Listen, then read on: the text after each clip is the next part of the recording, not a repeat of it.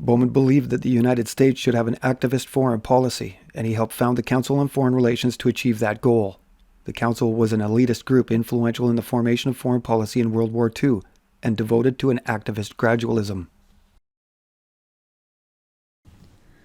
Isaiah Bowman was born one day after Christmas in the year 1878 and died in Baltimore on January 6, 1950, at the age of 71.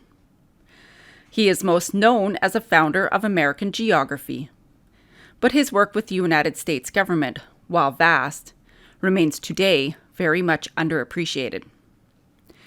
Bowman was born to a Canadian Mennonite farming family in Waterloo and would move to Michigan as a young boy.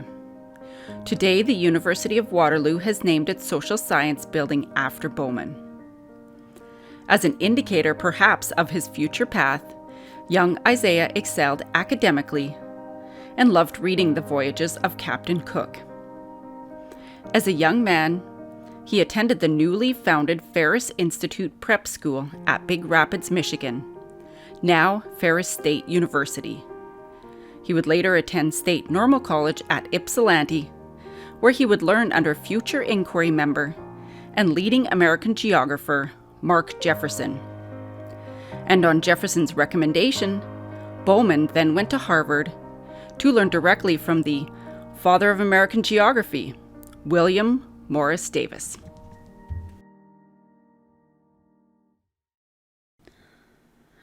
Bowman taught even before his Harvard career began, teaching at St. Clair County, Michigan, as early as 1896, and would graduate Harvard with a Bachelor of Science in 1905. After graduation, he was offered an instructor position in Yale's Department of Geology. It is during this time he would gain his Ph.D., writing his doctoral dissertation, The Physiography of the Central Andes, a brief of his 1907 South American reconnaissance expedition on behalf of the University of Yale. By then, Bowman was leading a team at the age of 28, deep into the wilds of the South American jungle, first landing on the coastal city of Antofagasta. They then followed the ancient trails through La Paz, Lake Titicaca, and the capital of Peru, Cuzco.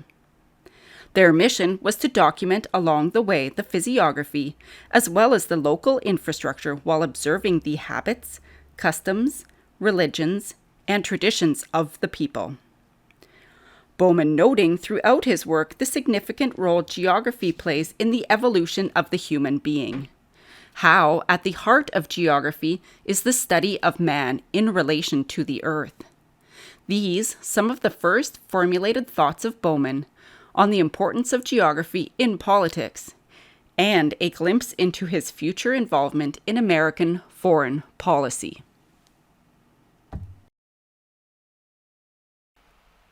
Here, in Bowman's own rude scribblings, we see indicated the 3 South American expeditions. During their first trek in 1907, they stayed in the northern area of Cuzco. The second trip, more central, included the area around La Paz, and the third, while comprehensive, was generally focused to the south in the desert plateau of Atacama. The first trip, under the auspices of Yale and the American Geographical Society, and with the approval of the Chilean and Bolivian governments, the first ever Yale South American expedition, with Bowman at the lead, makes their way to South America. Bowman goes off-grid for a total of 5 months. His communication with Yale during these trips documented by way of personal letters and Bowman's well-preserved diary, now held in his archives.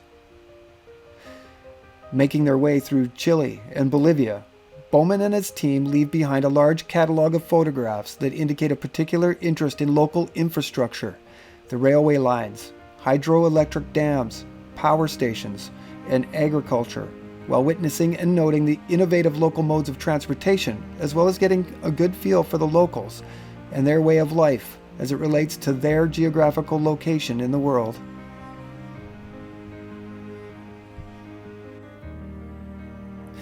It is during his second South American expedition in 1911, sponsored by National Geographic and Yale University, that Bowman accompanied fellow Yale professor Hiram Bingham in the rediscovery of Machu Picchu.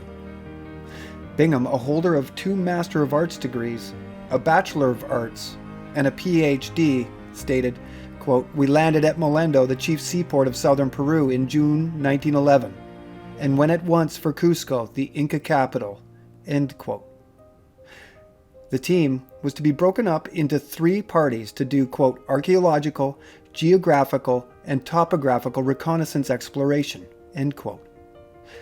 Bowman started his team at the most northern end of the Great Bend of the Urubamba Valley at Pongo de Mainique and headed south.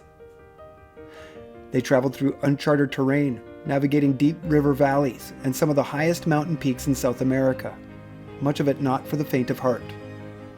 All along the way, Bowman surveying the notable geographical landmarks, calculating elevations, and recording rock structure and composition, some of this work at the behest of industrial interests back in the United States. He would later meet up with Hiram Bingham, and together, inspired by what they thought was local myth, and driven by the curiosity of the Yale Corp, both Bowman and Bingham would be the first Westerners ever to set sight on this incredible part of the world. 2 highly educated Yale professors, Bowman soon to be a founding member of the Council on Foreign Relations, a real-life Indiana Jones. And the news of such an incredible discovery was sure to travel fast, making worldwide headlines. Bingham was heralded as the discoverer of Machu Picchu. National Geographic, as a sponsor of the trip, dedicated an entire edition. Bingham, taking much of the photographs himself, show amazing ancient stone structures, monuments, and the famous hitching post of the sun. Their expedition, more than settling a local myth, it brought the story of the sacred Inca Valley and its final stand into the collective lexicon. And despite much of the world having been discovered by the turn of the century, both Isaiah Bowman and Hiram Bingham helped unveil never-before-known history of mankind, and together authored one of the greatest discoveries of the 20th century.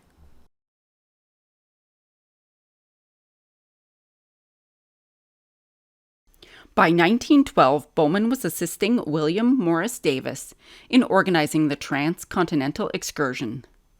Columbia University provided accommodations as nearly all the world's leading geographers attended. The trip spanned the late summer and early fall months and would carry them by train, trolley, boat, wagon, and automobile on a nearly 13,000-mile circuit around the continental United States, leaving Grand Central Station in New York on the morning of August 12th. Traveling north, they made a stop in Buffalo to see the Niagara Falls. Heading west, they followed the track through Chicago and the northern states of Minnesota, Montana, and Washington, where they visited Yellowstone National Park and the Grand Coulee Dam. After traveling south through the Great Redwood Forest, they visited San Francisco and then the Great Salt Lake before making a pit stop at the Grand Canyon. They documented the Mississippi River at Memphis and traveled north through the Appalachians, finally arriving back in New York in October. This moment's significant in that it brought all of the world's most influential geographers to one place, with Bowman playing host.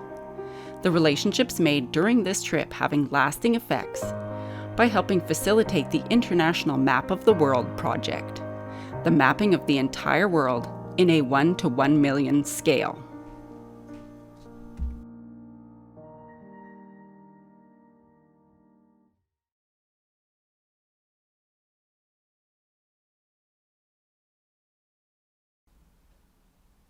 In 1913, Bowman's sponsors, wanting one final exploration of South America, sent Bowman to the Central Andes, beginning the most comprehensive of the Bowman missions. Their reconnaissance centering first on the incredible rock formations near Tiahuanacu, and then south through the sands of the Atacama Plateau.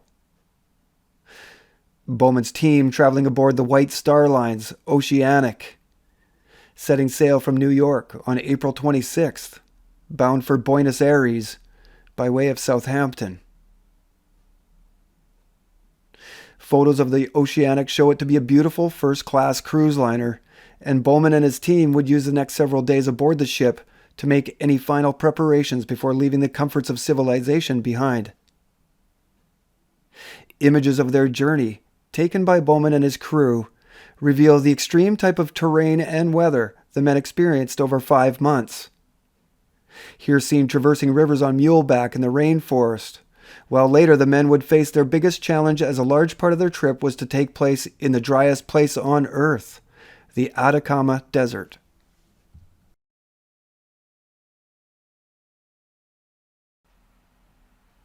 Bowman returns to America and writes of his experiences first in 1915 with South America, a Geography Reader, and the Andes of southern Peru in 1916.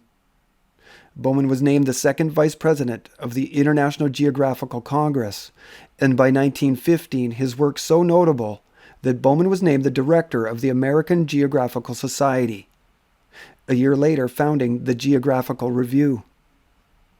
And it's because of his early experiences in South America that Bowman was chosen to head the Hispanic Millionth Map Project, fitting nicely within the larger International Map of the World project.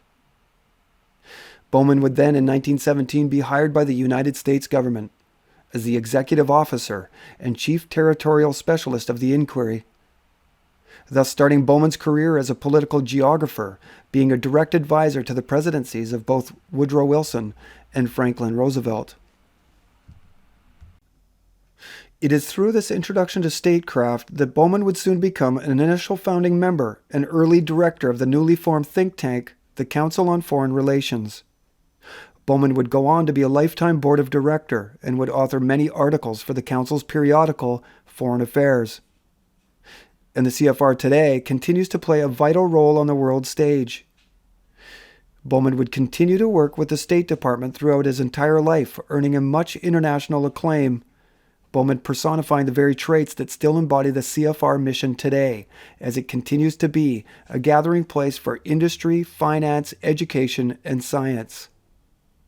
But now, after a century, an argument still remains, questioning the role that secretive private clubs play within our governments and in our society as a whole. In Part 2, we follow the rise of Isaiah Bowman's international career, his introduction to the inquiry, and the completion of the Hispanic Millionth Map Project. Join us then as Bowman finally trades his leathers and canvas for a briefcase and a tie.